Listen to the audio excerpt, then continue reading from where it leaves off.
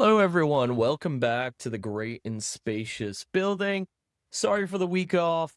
Life totally got in the way, but I'm glad to be back with a new episode this week. This week, we're going to focus on a series of letters back and forth between a sociologist professor, Lowry Nelson, and the First Presidency in the mid 20th century.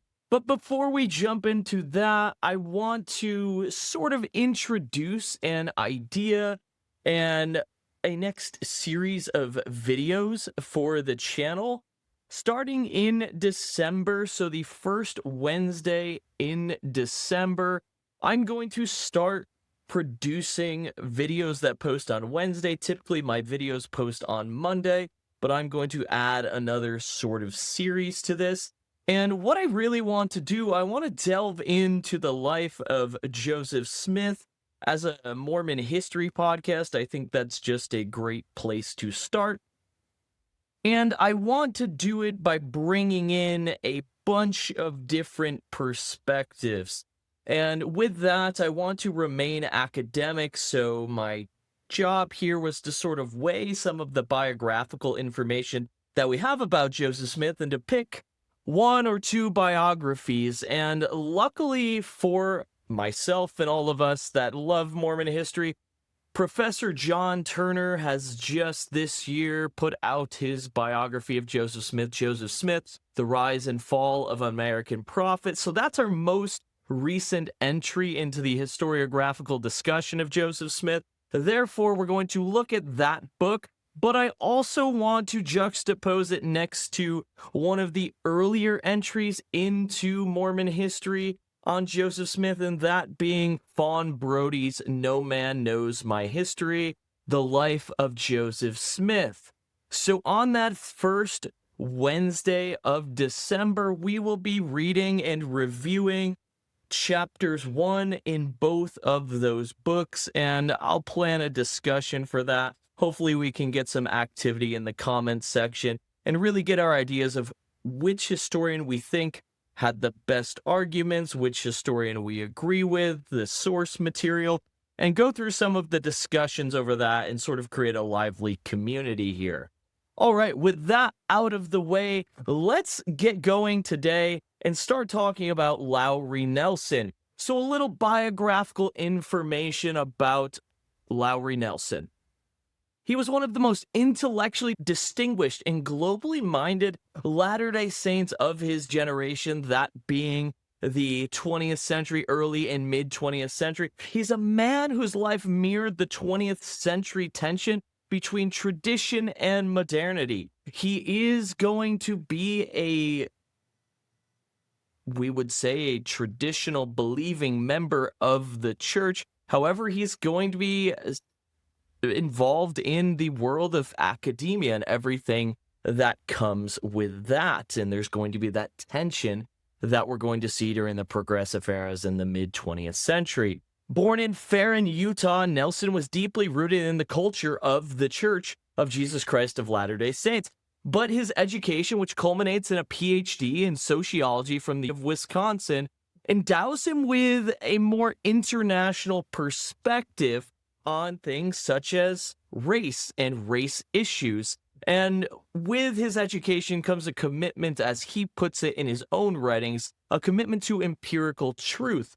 This dual identity, a devout Utah native with a background in the LDS Church and a highly trained academic, ultimately places him on a collision course for the mid 20th century with the church's hierarchy, and specifically the members of the First Presidency. Nelson's career was marked by service at the highest levels of American public policy and academia. He spent years working at the intersection of farm life and social welfare. He served as a dean at BYU in the 1920s, and he also contributed to FDR's New Deal programs. Later, as a professor at the University of Minnesota, his expertise developed into an international reputation. Specifically, his government work led him to field work for the U.S. Department of State, specifically in the Caribbean in the mid-1940s, culminating in his book, rural Cuba. This research gave him firsthand extensive knowledge of the non-segregated societies of the Caribbean and provided a direct and painful moral contrast that fueled his future dissent in the church. So now let's get into that dissent. In the church archives, we can find letters back and forth from Lowry Nelson to members of the First Presidency, from members of the First Presidency, but all of this actually starts with a letter from a church member named Heber Meeks. Heber Meeks is the president, the mission president of the Southern States Mission, and he's going to reach out to Lowry Nelson, a fellow member of the church who has knowledge of Cuba, and he really wants to know, well, what would mission work in Cuba look like? And specifically, Meeks is going to reach out looking for a question of, hey, where can we find pure white individuals? That's the way that this question is going to be phrased to Lowry Nelson. And Lowry Nelson is going to have a sort of interesting response to this. The problematic question again, and this letter is from June 20th, 1947, from Meeks to Lowry Nelson. Meeks is acutely aware of the church's policies regarding race and the priesthood and the one-drop policy, meaning if you have one drop of African heritage, that you can't receive the priesthood, can't receive your temple ordinances. And he is, as the Southern States Mission is expanding to include Cuba, he wants to know if Cuba is going to be a place where missionaries can see success. So just a quote from Meeks's letter to Lowry Nelson. I would appreciate your opinion as to the advisability of doing missionary work, particularly in the rural sections of Cuba. Knowing, of course, our concept of the Negro and his position as to the priesthood. Again, he's referencing the priesthood ban here and that individuals require to have all non-African heritage in order to receive the priesthood. Any African blood in the heritage line is going to disqualify you from those things. And then he finishes out with the question, are there groups of pure white blood in the rural sections, particularly in the small communities? Dr. Nelson, again, has done extensive research due to his government background in Cuba. He's been to Cuba. He's studied the demographics of Cuba. He's studied the racial breakdown of Cuba, and his response is going to be one from his expertise. So as he responds, he expresses his profound disagreement with church doctrine first. So not directly answering Meeks' question, but he's going to start with his problems with the doctrine. He simultaneously forwards his response directly to church president George Elbert Smith, turning a private consultation between him and Meeks, who had been friends, into an ethical challenge for the church's highest governing body. Nelson's personal beliefs, as they can be seen in this June 26, 1947 letter, are stated when he states, hey, he's shocked at this racial policy, and I quote, it's a fixed doctrine. He's shocked that this is a fixed doctrine. He states that he has an eternal disagreement with this whole premise. He had heard this discussed in quorum meetings, but had never heard it expressed as a fixed eternal doctrine. Therefore, this is catching him off guard, the way that Meeks presented the doctrine to him. He's also in his letter going to warn against the idea of white supremacy, so some loaded language in his response back. But Nelson's going to argue that introducing this doctrine into a more racially integrated culture like Cuba would be absolutely disastrous for the church in terms of the embarrassment that would come from this, but also for the people of Cuba. This would be absolutely damaging for those individuals. So some quotes from this letter and his response to Meeks that had been forwarded to the First Presidency. Lowry Nelson stated, "The attitude of the church in regard to the Negro makes me very sad. I must say that I have never been able to accept the idea and never shall. I do not believe that God is a racist." This is a slam dunk when we're looking for Lowry Nelson's beliefs and his view towards this racial priesthood ban. He sees this as a racist doctrine that he believed was a policy, but Meek states to him, hey, this is actually doctrine of the church, which is why I'm asking you for how we can have the most effective missionary opportunities. We don't want to go into these mixed communities. We just want to find the pure whites so we can baptize them, save them, and then the rest they can deal with their lives the way they are. Nelson also adds on, for us to go into a situation like that and preach a doctrine of white supremacy, again, holding that this doctrine of the racial priesthood ban is a racist teaching, calling it white supremacy, would, it seems, to be a tragic disservice to the church. And why not open up the love of God, this universal love of God, to all beings? Why eliminate a group of people for something that is completely out of their control?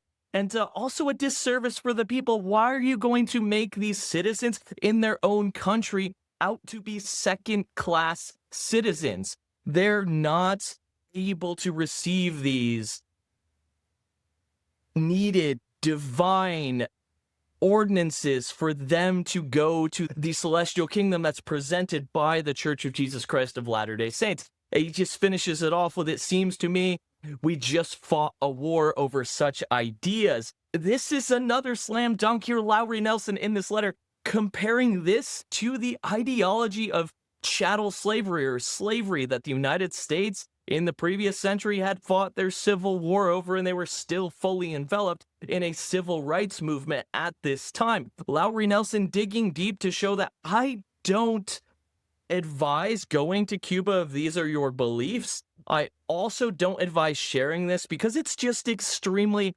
harmful, bigoted, racist, white supremacy. It's not going to do any good for anyone sharing ideas like that. In July of 1947, we're going to end up getting a letter that comes back to Lowry Nelson. And this is going to come back from the First Presidency.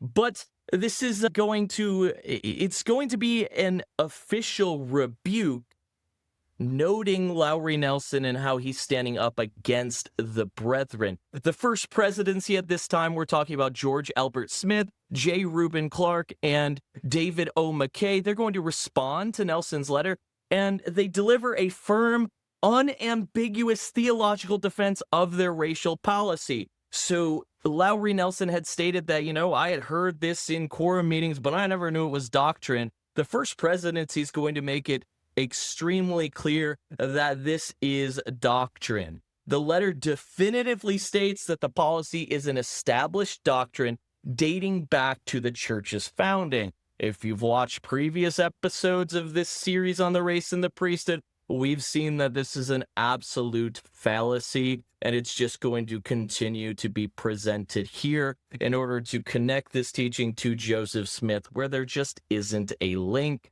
So the First Presidency, in their letter back to Lowry Nelson, is going to say, your position seems to lose sight of the revelations of the Lord touching the pre-existence of our spirits. So we're going back to that pre-existence explanation. The rebellion in heaven and the doctrine that our birth into this life and the advantage under which we may be born have a relationship in the life heretofore. So we're drawing on that explanation, the changing explanation for the priesthood ban that we touched on in our last episode, where the Joseph Smith as the father of this isn't going to work for us, but the priesthood ban being established due to individuals in the pre-existence not being as valiant of spirits. That's what we're seeing in the first half of this letter, but they continue on from the days of the prophet Joseph even until now. It has been a doctrine of the church, never questioned by any of the church leaders, that the Negroes are not entitled to the full blessings of the gospel. Full stop. First Presidency puts Lowry Nelson on blast and says, "Sir, take a step back. All of your academic training does not counteract the doctrine of the church and the racial priesthood ban. It is not a policy. It's not just a cultural thing. It is a doctrine of our church. Get in line, my friend." The confrontation doesn't end there. 5 years later, Nelson has grown tired of internal efforts to change the policy. There have been members of the church that have been trying to advocate for change. We'll talk about some of them in future episodes. And an incident in the church's own news media prompts him to take the conflict to the public. There's this idea that if the discussions on this issue are only happening behind closed doors, there's not going to be a change. The church will only change if public pressure is placed on them by the outsiders. And the catalyst for this, Nelson sees the stories about missionaries having to verify a dying woman's ancestry to ensure her blood was not tainted before they could perform temple work for her. And for Nelson and his idea that this teaching is just white supremacy veiled in religious clothing, this is too far for him to deal with and to deal with silently. Because of this, he's going to publish an article called Mormons and the Negro in the Nation magazine, big periodical at the time, many readers across the United States, and he brings the doctrine into a national spotlight. A key quote from his article: "This unfortunate policy of the church is a source of embarrassment and humiliation to thousands of its members who find no basis for it in the teachings of Jesus." So he makes it clear that the membership of the church is not in lockstep with the leadership that is pronouncing this doctrine. This can be seen in quorum meetings where individuals may bring up things counter to the narrative of this being a doctrine. This may be in academic journals where individuals are challenging the idea that this is a doctrine. This can be in the everyday discussions between members when they're talking about it and say, yeah, I know that they're teaching this, but I don't exactly agree. So it's showing that the church body is not just some monolith that immediately falls in behind what its leaders say, but they can think for themselves. And he challenges the idea of this being a doctrine of Christ's true church by pointing to the Bible and essentially saying, there's no basis for it. Point it out for me. Where does Jesus Christ, if this church is led by Jesus himself, where do you find this in the teachings of Jesus? Really putting the challenge out there for leaders of the church. And there's going to be a final warning of sorts.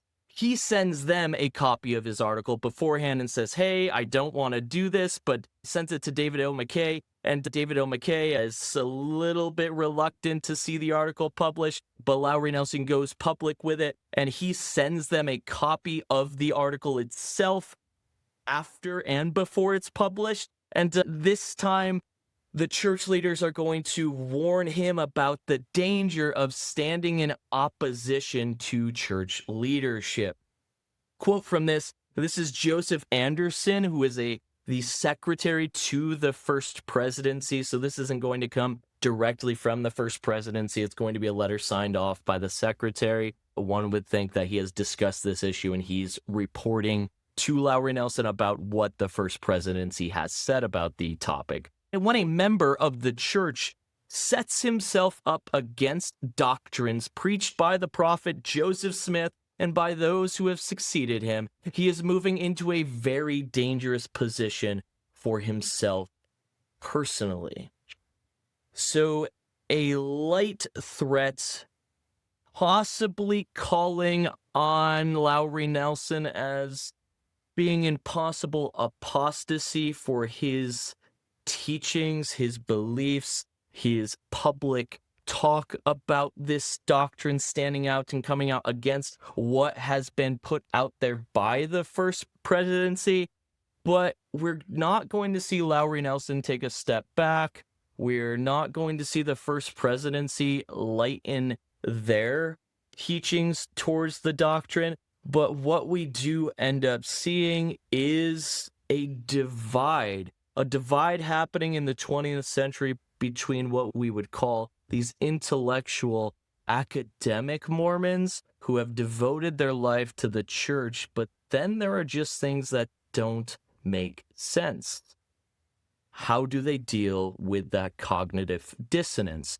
And your church leadership who is trying to hold membership together, trying to teach what they're teaching as doctrine for the church, and trying to hold membership to the line, the doctrinal line of what the church's official teachings are. So in 1947 through 1952, what we do get here is a shift, though. Many individuals prior to this had believed that this teaching, the priesthood ban, was a policy. We get that argument from later historians and academic researchers. But in 1947, as of this point, the First Presidency, the highest body of the church, is straight up saying that, hey, this is a doctrine, meaning that at this time period, this is a teaching of God. And as Lowry Nelson says, he doesn't think Jesus or God are racist beings, but the church is teaching something that can't be seen any other way and declaring it directly from God, leading to a lot of tension between membership, academic, intellectual members, and those more orthodox members of the day.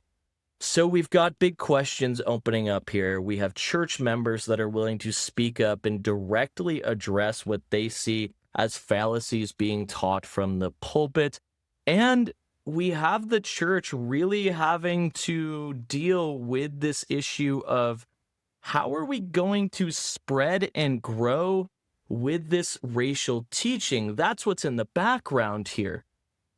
The church has spread to the Caribbean. The church is spreading into South America. At this point, they're no longer just a North American church. They are trying to place roots, place seeds in other places throughout the world.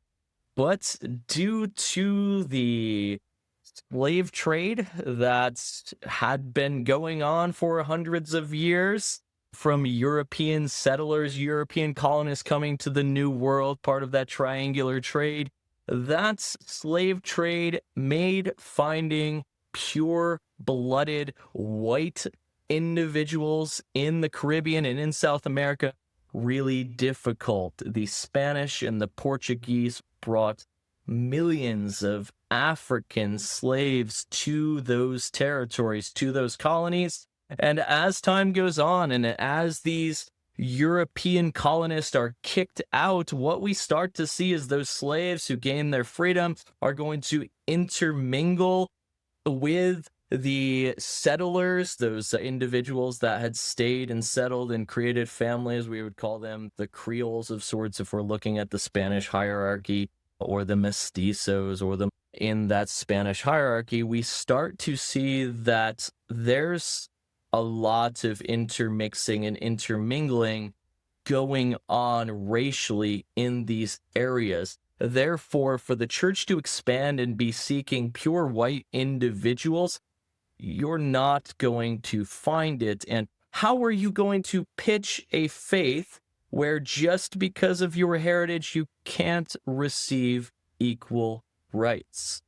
That's a question the church is going to have to answer, and that the church is going to have to wrestle with over the next 25 years until we get to the lifting of the priesthood ban. So we've got some really exciting things coming up. We're going to talk about important individuals. We're going to talk about BYU possibly getting kicked out of their conference and facing protests from other schools. We're going to talk about the church in Brazil and how they can sell building a temple when most Brazilians wouldn't be able to enter said temple. And then obviously we've got to talk about how the priesthood ban is actually going to be overturned. So we've got a handful of episodes here. Maybe it'll be 4, maybe it'll be 5, maybe it will be 10.